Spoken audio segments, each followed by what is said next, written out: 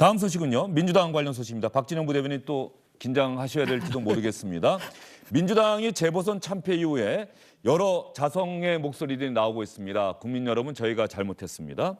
자, 잘못했으면 무엇을 잘못했느냐에 대한 진단도 당연히 나오겠죠. 그런데 조국 전 장관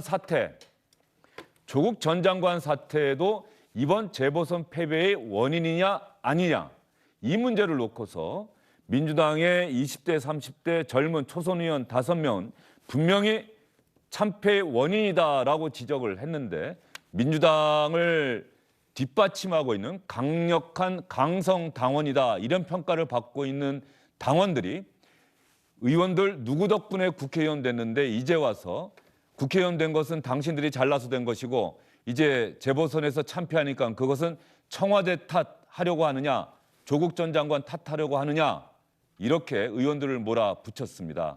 이런 상황에서 당내에서는 의원들의 목소리도 존중돼야 합니다. 당원들의 목소리도 우리가 경청해야 합니다. 이런저런 이야기들이 나오고 있는데, 처음에 조국 전 장관 문제도 참패의 원인이다라고 이야기했던 5명 가운데 1명이 결국 강성 당원들에게 공개적으로 사과하는 일까지 있었습니다.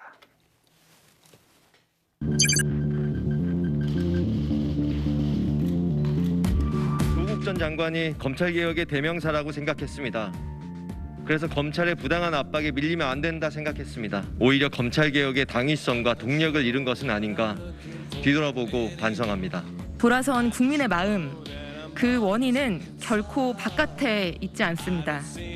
그 원인은 저희들을 포함한 민주당의 착각과 오판에 있었음을 자인합니다. 끝까지 봅니다. 어떻게 이럴 수가 있나요?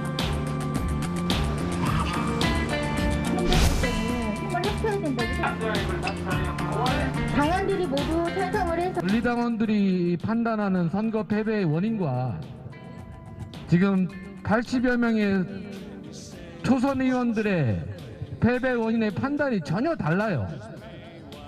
너무나 상식적인 패배 원인이 근본적으로 존재하는데 내부 총질을 하고 있는 50여 명의 집단 행동은 도저히 참을 수가 없습니다. 검경 개혁이라던가 이런 부분들 가열차게 밀어붙이라고 180석을 만들어줬던 건데 보궐선거 졌다고 해서 조국 장관 탓으로 돌리는 것 자체가 어불성설입니다.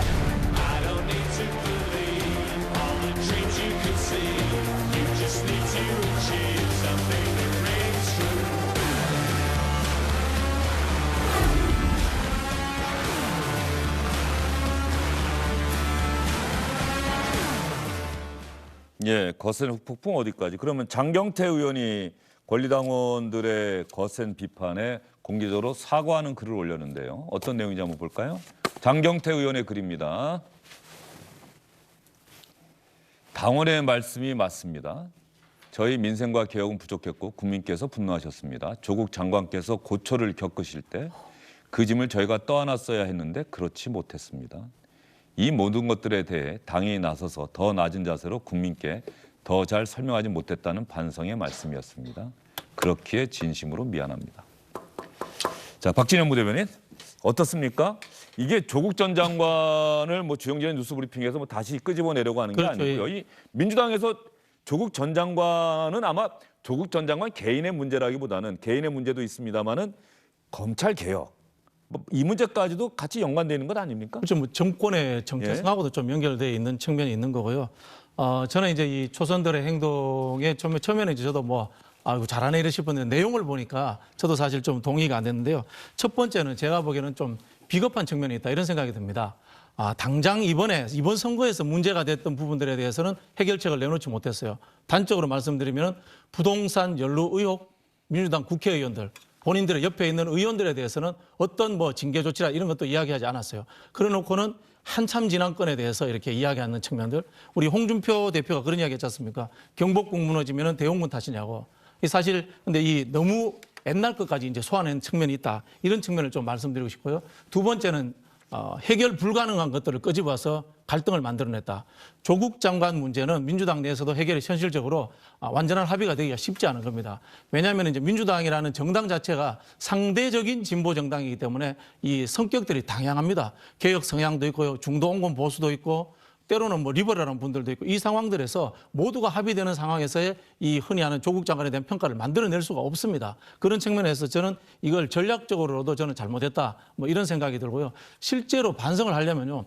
가장 가까웠던 일, 가장 가까운 곳에서부터 시작을 해야 되는 게 현실이 아니겠습니까? 그 당시 선거 때 왜 졌는가? LH 사태 터졌을 때 즉각적으로 대처하지 못했던 거, 징계 못했던 거, 계속해서 네거티브만 했던 거, 그것들의 선거를 이끌었던 주역은 누군가라는 이런 것들부터 시작해야 되는데 너무 먼 조국 장관을 소환했기 때문에 저는 이런 비판에 휩싸였다 이런 생각이 듭니다. 박진영 부대변인 그 말씀하시니까 말이죠. 앞으로 민주당은 말이죠. 이게 정말 이거 대단히 중요한 질문입니다. 민주당은 앞으로 정치인이든 뭐 관료든 누군가 어떤 비리, 개인적인 비리가 나왔어요. 그래서 언론에 보도가 됐어요. 검찰이 기소를 했어요. 재판이 나와서 1심에서 유죄가 나왔어요. 그런데 그 비리가 있다고 지목된 사람들은 대법원 확정 판결까지 나는 무죄다.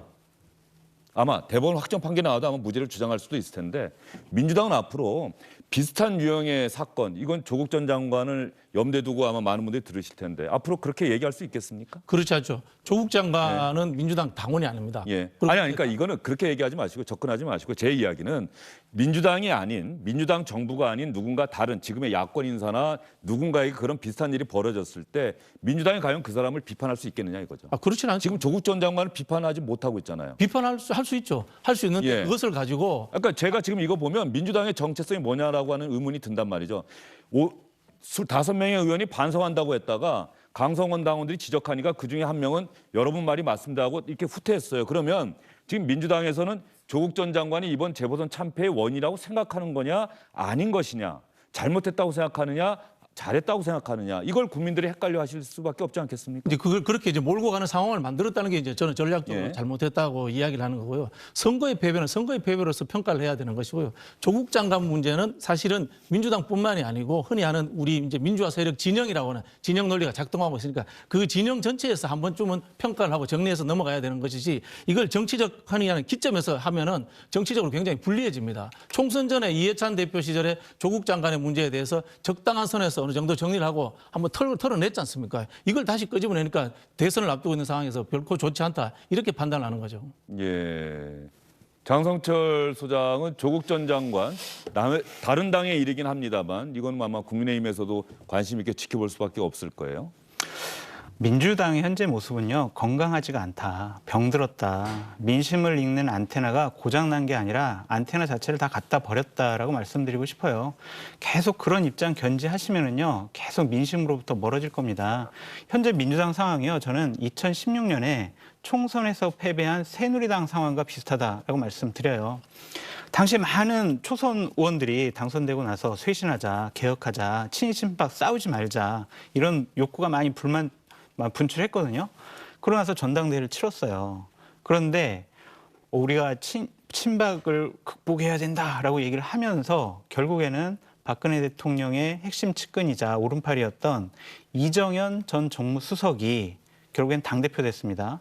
그러니까 쇄신하자고 해놓고 그냥 더욱더 강하게 자기네들끼리 뭉친 거예요. 지금 현재 그러한 모습들이 뭐냐면 원내대표 선거나 당대표 선거에 정말 강한 핵심 친문 의원님들이 당선될 가능성이 많아요. 그러면은 지금 얘기했던 여러 가지들 조국 잘못했어? 표창장 위조하고 인턴 증명서 위조해서 어떻게 의사가 될 수 있어? 이런 얘기를 못 하는 거예요. 그러면은 당연히 20, 30대 멀어집니다. 공정하냐 정의로우냐? 이거는 정의롭다고 할 수가 없어요. 그런 근본적인 문제부터 본인들이 잘못을 인정하지 않았다면요. 이게 이러면은요 또 이제 조국 논쟁으로 들어갈 수밖에 없는데 그 당시 새누리당하고는 완벽하게 다른 겁니다. 박근혜 대통령은 대통령입니다. 그리고 그 당의 정신적 지주입니다. 주인입니다. 조국 장관은 밖에 있는 사람입니다. 국정농단을 했던 사람과 흔히 하는 이 정도의 비리의 문제, 이것이 굉장한 차이점이 존재하는 거고요. 솔직히 말해서 조국 장관 건은 재판이 끝나고 사회적 정리가 되면 그냥 당에서는 그냥 흐지부지 처리될 수 있는 문제다라고 이렇게 인식하는 존재도 분명히 있는 겁니다. 그래 이거를 계속해서 똑같이 이렇게 범주로 보면 안 된다니까요. 그러면 권리당원 그분들은 왜 조국 전 장관 이야기하는데 절대 안 된다. 그렇게 이야기하지 말라고 이야기를 하는 겁니다. 이제 두 가지가 같이 존재하는 거죠. 이 열성 당원들이 조국 장관들에 대한 지지층이라서 그런 것도 있고요. 두 번째는 뭐냐면 패배의 실질적 책임자는 따로 있는데 왜 거기에 대해서는 제대로 응징하지 않느냐라는 측면도 저는 존재하고 있다 이런 생각이 듭니다. 예, 실질적인 책임자는 뭐 부동산 투기 의혹이 있거나 마지막에 그 의혹이 불거져서 지탄받았던 그런 정치인들 이야기하는 겁니까? 뭐 그럴 수 있죠. 이 새누리당과는 완전히 다른 게요. 박근혜 당인 새누리당과 우린 조국 당이 아니에요. 조국은 당 밖에 있는 그냥 사회적 명사인 겁니다. 현재 상황에서. 근데 그런데 박진영 그 부대변인 사람을- 그렇게 이야기하셔도 시청자분들이 그렇게 받아들일까요? 그거는 그렇게 이야기하셔도 시청자분들이 그렇게 받아들이실까요? 이거는 이제 저희가 이제 예, 정치적 예, 변곡점이 없는 예. 어떤 시점에서 사실 이게 공정의 문제지 않습니까? 사회적 협의를 통해서 이루어가야 되는데 그거는 결국은 조국 장관권의 재판이 끝이 나야지 저는 결론이 날 거다 이렇게 보여집니다. 정화석 의원, 권리당원들이 국회 앞에서 기자회견 하고 나서 아마 민주당 당원 게시판인가 글도 올렸던 걸 제가 본 기억이 있는데 거기에서도 조국 전 장관이 또 했죠. 이 권리당원들이. 그 조국 전 장관은 그런 것 같아요. 예. 박진영 부대변인은 외부에 있는 명사라고 표현을 하셨지만 사실상 그 친문, 강성, 그다음에 아주 그 열혈 지지층, 현 정부에 대한 열혈 지지층에서 차기의 유력한 대권 주자가 아니었느냐라는 부분이 예. 예. 말씀하십시오. 예, 있었던 것 같고요. 그 조국 그 김혜영 전 최고위원이 맨 처음에 이제 그 논란을 촉발시켰죠. 네. 그러니까 그 검찰 개혁에 조국이라는 개인이 등치가 되면서 결국은 조국을 공격하는 사람은 곧 검찰 개혁을 반대하는 사람이고 검찰 개혁을 반대하는 사람은 적폐이기 때문에 청산해야 한다라는 논리로 해서 사람과 제도, 사실 검찰 개혁이라는 거는 제도상의 문제인데 이게 사람의 문제와 등치가 되면서 거기서부터 그 개혁이라는 부분이 이 외부에서 비춰질 때 피로해지는 부분이 있었고 이 진위 내지는 그 진심을 의심받는 그런 경우도 생겨났다라는 부분이 이제 그 김혜영 최고위원이 지적했던 부분인데요. 그걸 갖다 이제 정청래 의원이 그러면 총선 때는 어떻게 이겼느냐? 조국 사태는 19년에 일어난 일이고 예. 총선은 20년에 있는 건데, 근데 이런 얘기는 사실은 정청래 의원이나 김혜영 의원이나 권리당원이나 이 초선 5적으로 몰린 이 초선 의원들이나 다 알고 계실 것 같아요. 그러니까 이게 어떤 외부 충격에 의해서 뭐 비유가 적절할지 모르겠습니다만은 외부 충격에 의한 골절이나 피로 골절이나 뼈 부러지는 건 마찬가지거든요. 예. 예. 그러니까 그게 어떤 데에서 누적이 돼가지고 됐는가 이 부분은 다 알 것 같은데 이런 부분들이 결국은 누가 잘못했느냐, 그 다음은 나의 책임이 어디에 있느냐, 무엇을 바꿔야 하느냐 이런 부분으로 이제 이 논점이 옮겨지면서 결국은 다시 그 자신의 위치에서 보는 관점들이 중요해지고 그걸 통해서 싸움이 일어나기 때문에 지금 민주당에서 이렇게 혼란스럽지 않나 싶습니다. 예. 제가 좀 결론을 내리면요 이런 것 같습니다. 우리가 다시 조국 논쟁을 할 필요는 없고요. 민주당 내부의 문제에서는 전략적으로 조국 장관을 꺼낸 것은 혁신을 하는데 오히려 방향을 선정하는데 좋지 않았다. 이게 결론인 것 같습니다. 예. 왜냐하면 이걸 지금 우리가 다 논쟁을 하는 상황을 만들어 버렸지 않습니까? 그러니까 지금 뭐 저희가 이게 말씀을 나누면서 분명하게 할 것은 이거예요. 그건 어쨌든 민주당 내부의 일입니다. 그렇죠. 사실은 뭐 일반 시청자분들이 일상생활하는데 그게 조국 전 장관이 재보선 참패에 책임이 있는지 없는지가 일반 시청자들하고 무슨 큰 상관이 있겠습니까?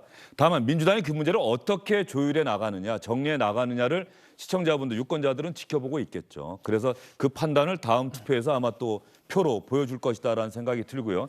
김혜영 전 민주당 최고위원은 어쨌든 간에 왜 아직도 나는 왜 당이 그렇게 조국이라는 사람을 지키려고 하는지 이해할 수가 없다라고 같이 민주당에 몸담고 있는 김혜영 전 최고위원, 이른바 바른 소리 쓴소리 많이 했다는 김혜영 전 최고위원은 재보선 참패 직후에 저런 글을 다시 한번 SNS에 올리기도 했습니다. 조국 전 장관 문제가 어떻게 민주당에서 정리가 돼가는지 일단은 강성 권리 당원들의 목소리가 더 힘을 얻는 듯한 느낌은 있습니다. 예. 그러니까 아까 우리 부대변인께서 제 말을 끊어서 말을 다 못했는데 2016년 이후에 제가 새누리당과 좀 비교를 하는 이유가 뭐냐면요. 2016년 12월 달에 박근혜 대통령 탄핵되고 난 다음부터 그 우파 쪽은요. 탄핵 너 그때 뭐 했어? 찬성했어? 반대했어? 이걸 가지고 되게 싸웠어요. 지난 5년 동안. 그래서 하나로 뭉치지 못하고 선거에서 계속 졌습니다. 네. 내부 분열을 했고요. 조국 사태가 어찌 보면 진보 좌파 진영의 그러한 탄핵과 같은 그러한 일로 될 것 같다라는 생각이 들어요. 너 조국에 대해서 어떻게 생각해? 잘못했어? 못했어? 왜 못 지켰어? 이런 식의 논쟁은요. 민주당에게는 상당한 아킬레스건으로 작용할 것이고 내년 대선에도 그렇게 썩 긍정적인 효과가 미치지 못할 거예요.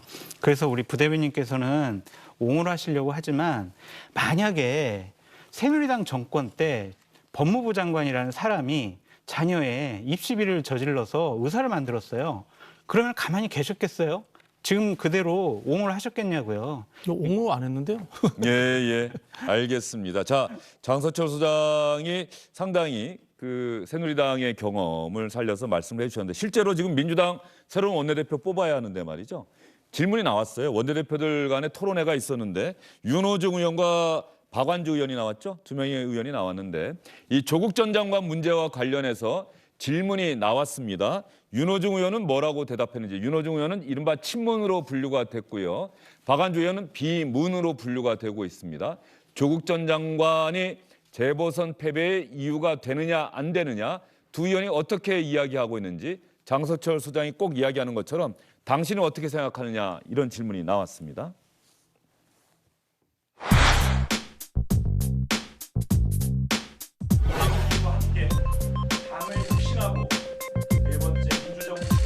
하고 조국 전 장관의 모든 그 가족사와 일상사가 모두 다 정의롭고 또 이 국민들 눈에 보시기에 반드시 공정하였다라고만은 보지 않습니다. 그러나 이 사건은 이미 1년 반 이전에 진행이 되었던 사건입니다.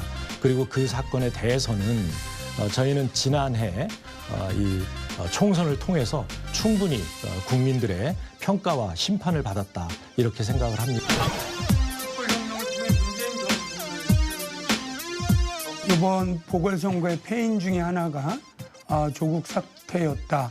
이거에 영향이 있다는 평가를 요구하고 있는데요. 아빠 카드, 엄마 카드라는 가장 예민한 학력에 대해서 이러한 부분에 대해서 사실은 공정하지 않다 또는 과도하다라고 하는 이러한 부분들을 보여주면 분명 어려운 우리 정부에 대해서 의심을 갖게 했던 측면이 있고 조국 사태 자체를 논하는 것이 마치 금기를 넘는 것처럼 하는 이런 당의 문화는 옳지 않다. 박완주 의원과 윤호중 의원의 이야기 가만히 들어보면 차이가 뚜렷합니다. 박완주 의원은 조국 이야기를 하는 것 자체를 금기시하는 민주당의 문화는 옳지 않다라고 직격탄을 날렸고요. 윤호중 의원은 뭐 조국 가족이 다 잘한 것은 아닌데요 라면서도 그 사건에 대해서는 지난해 총선을 통해서 충분히 국민의 평가와 심판을 받았다고 생각합니다. 자, 그러면 이 얘기를 끝내려고 했는데 또 윤호중 의원 얘기 나오니까 질문을 안 드릴 수가 없네요. 그럼 지난해 총선에서 180석에 가까운 압승을 거둔 것은 조국 덕분입니까? 아니죠. 그 당시에 이미 이 얘기를 해요. 그러니까 이 정치인들의 이야기가 분명하지가 않다는 거예요.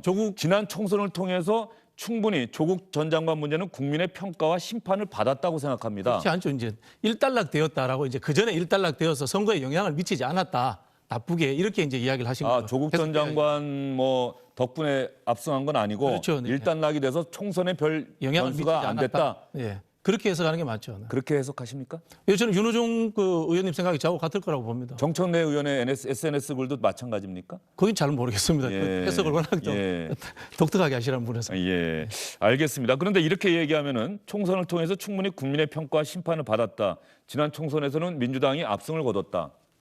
그러면 조국 전 장관 문제는 지난 총선을 통해서 민주당이 압승했으니까 민주당에게는 총선 승리의 호재였다. 이렇게 해석이 될 수밖에 없는 말의 논리 아닙니까? 그렇지는 않죠. 이제 조국 장관 건이 이제 불공정의 문제로 국민들에게 심판거리였다면은 우리가 어떻게 총선에서 이길 수 있었겠느냐라는 이제 그런 질문을 하신 거죠. 예. 근데 제가 좀 충고 드리고 싶은 거는 잘못한 거는 잘못한 거예요. 그냥 여러 가지 이유를 대서 옹호하거나 그런 게 아니에요라고 말씀하지 마시고 아니, 국민들은 불공정한 측면이 있었다라고 인정을 하잖아요. 불공정하다라고 인정을 하잖아요. 하는데 이게 이제 당의 성격의 차이인 거예요. 당의 성격의 차이가 이제 새누리당은 지도자가 있고 의원들이 중심이 된 정당이잖아요. 거기에서는 이제 몇 명끼리의 의견이 충돌되고 이런 것들을 정리할 수 있는데 우리는 이제 당원 중심 정당이 되어 있는데 그 당원들 보고 나가라고 할 수도 없는 상황이고요. 이 당원들은 또 열성적 지지가 없으면 정당이 운영이 안 되는 측면인데 당원들의 생각이 있는데 이걸 가지고 갈등에 계속 불을 지필 필요가 있느냐 하는 저는 모든 의원들의 생각이 저하고 비슷할 거라고 생각해요. 여기에 대해서 지금 어떤 판단하자라고 하는 게 아닌 거죠. 네. 예, 알겠습니다. 마무리하셨어요? 당원들을 설득을 하고 이해를 시키는 것도 당 지도부가 할 역할이다. 동의합니다. 말씀드립니다. 네. 그냥 강성한 그러한 열성적인 분들에게 이끌려가면은요 정당은 존재할 이유가 없어요. 예, 알겠습니다. 당원들의 역할도 중요하고 당원들의 목소리도 중요하고 동시에 의원들 이미 국민의 심판, 국민의 판단을 통해서 국회의원이 된 또 의원들의 생각도 대단히 존중받아야 하고 중요하다. 당을 보는 시각의 차이가 그렇죠. 저희는 예. 국민이 국가의 주인이듯이 당원이 당의 주인이다 생각하는 거기 때문에 그 차이가 존재하는 예. 그리고 이 문제를 저희가 긴 시간 이야기했습니다. 분명히 민주당이 이 조국 전 장관 문제를 어떻게 정리하는지를 시청자분들은 유권자분들은 분명히 주목하고 있을 거다라는 생각이 듭니다. 오늘은 여기까지 듣도록 하겠습니다. 다음에 장성철 소장 나오실 때는 아마 국민의힘 내부 이야기 얘기 안 할 수가 없어요. 지금 일단 여당에 가려서 상대적으로 덜 혼란스러운 것처럼 비치긴 하지만 지금 상당히 내부가 좀 혼란스러운 거는 사실인 것 같아요. 아니 사실은 제가 오늘 여러 가지 말씀을 예. 드리려고 취재를 많이 해왔는데 예. 기회를 안 주셔서 좀 섭섭합니다. 지금 가장 큰 문제가 뭡니까? 안철수 국민의당과의 합당 문제인데 예. 그 부분이 조영 원내대표의 생각이 다르고 다른 비대위원들의 생각이 다르고 다른 또 중진 의원들 생각이 달라요. 그래서 또 홍준표 대표의 복당 문제, 윤석열 총장과의 다른 또 입당 문제 이런 것들이 앞으로 국민의힘에게는 상당한 진흙탕 논쟁거리가 될 것 같다라고 전망해 드립니다. 그러면 짧게 얘기를 안 할 수가 없네요. 김종인 전 비대위원장이 지금 언론 인터뷰에서 제가 지금 인터뷰도 한번 직접 전화로 요청을 했는데 그러니까 김종인 전 비대위원장이 아마 기억을 잘 못하는 것 같기도 한데 좀 친한 기자들하고는 인터뷰를 하는 것 같아요. 사무실로 가서. 저한테는 그러더라고요. 아유, 난 이제 뭐 정치도 떠난 사람인데 내가 할 얘기가 뭐가 있어요. 할 얘기가 없을 거예요. 근데 어쨌든 제가 다시 한번 정치로 인터뷰 요청하겠다고 얘기는 했는데 지금 매일경제인가요? 언론사 인터뷰에서 연일 안철수 대표를 향해서 뭐 같이 갈 수 없는 정치인이다 뭐 이런 얘기를 계속하고 있는 것 같은데 정화석 위원. 묵은 감정이 있는 것 같아요. 예. 우리 봐도.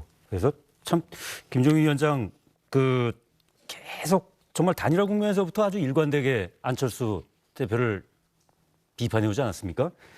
오늘 권은희 국민의당 의원이 예. 라디오에 나와가지고 이제 한 얘기 중에 하나가 본인의 역할을 뺏기는 부분에 대한 경계 심리 아니냐라고 권은희 의원은 진단을 했습니다. 예. 이 부분은 결국은 중도 확장, 그 다음에 뭐 국민의힘의 어떤 극보수 탈색하고 중도로 확장하는 본인의 역할과 안철수 대표의 이미지 역할이 겹친다. 뭐 이런 부분으로 국민의당에서는 해석하는지 어떤지 모르겠습니다만은 분명한 거는 김종인 위원장이 안철수 대표를 굉장히 싫어하는구나 라는 부분은 확실한 것 같습니다. 자, 그러면 앞으로 야권이 내년 대선을 향해서 걸어 나가는 데 있어서 김종인, 안철수 두 사람의 저 불편한 관계 그리고 윤석열이라고 하는 새로운 변수 어떻습니까? 다 같이 갈 수 있을까요? 저는 배가 산으로 갈 것 같다라는 말씀을 드려요. 지금 국민의힘에는 카리스마를 갖고 정치적인 판단력이 뛰어난 지도자가 없어요. 그러니까 배에 선장이 없고요. 사공만 많아요. 그래서 백가쟁명식으로 자기 의견만 지금 계속 분출하고 있거든요. 그런 것이 정리가 안 되는 상황에서 원내대표와 당대표가 제대로 역할을 못하면은요, 되게 엉망진창 될 것 같다라는 말씀을 드리고, 김종인 위원장 말씀 한 가지만 더 드릴게요.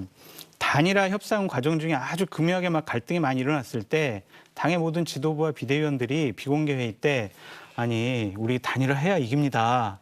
라고 했더니 30분 동안 그분들을 앉혀놓고 훈계 아닌 훈계를 하시면서 안철수 대표에 대해서는 딱 세 글자로 얘기를 했어요. 예. 그건 제가 차마 입으로 못 올리겠는데. 아, 비방용 언어입니까? 그렇습니다. 예. 그 정도로 안철수 대표는 정치를 하면 안 될 사람이다라고 이미 판단이 끝난 분이기 때문에 자꾸 국민의힘이 안철수 국민의당과의 합당 문제를 꺼낼수록 김종인 위원장의 비판 수위는 훨씬 더 커질 것이다라고 말씀드려요. 예, 어떤 단어인지 갑자기 궁금해지는데 방송에서는 할 수 없다라고 하니 방송 끝나고 말씀드릴게요. 예, 세 글자입니까? 네. 예, 김종인 전 비대위원장이 글쎄요, 같은 야권 정치인인데 안철수 대표는 인정하지 않고 있다. 이 부분이 앞으로 야권이 대선을 향해서 나아가는데 어떤 변수가 될지. 뭐 김종인 전 위원장이 이대로 정치권을 떠난다고 생각하는 사람은 아무도 없죠. 그럼요. 네. 본인도 그렇게 생각 안 하는 거죠? 네. 다음번 대선 때 분명히 중요한 역할을 할 겁니다. 예, 알겠습니다. 다음에 나오실 때는 그 이야기 좀 자세하게 여쭙도록 하겠습니다. 오늘 박진영 부대변인 민주당 대표에서 이야기하시냐고 고생 많으셨습니다. 고맙습니다. 예. 그런데 좀 이야기하기가 좀 힘들긴 힘들죠. 아니면 괜찮습니다. 괜찮습니다. 저도 너무 억지 부리신 것 같아요. 입장이 네. 분명하기 때문에. 입장이 분명하기 때문에 예. 알겠습니다. 여기까지 듣도록 하겠습니다. 수고 많으셨습니다. 안녕하십니까, 주영진입니다. 더 많은 뉴스와 라이브 이벤트를 보고 싶으시다면 화면 오른쪽을 눌러서 구독해 주시기 바랍니다. 저희 SBS 앱을 다운로드 받으시면 뉴스 속보 알림도 받아보실 수 있습니다. 텔레비전으로도 SBS 뉴스, 유튜브로도 SBS 뉴스 잊지 마시기 바랍니다.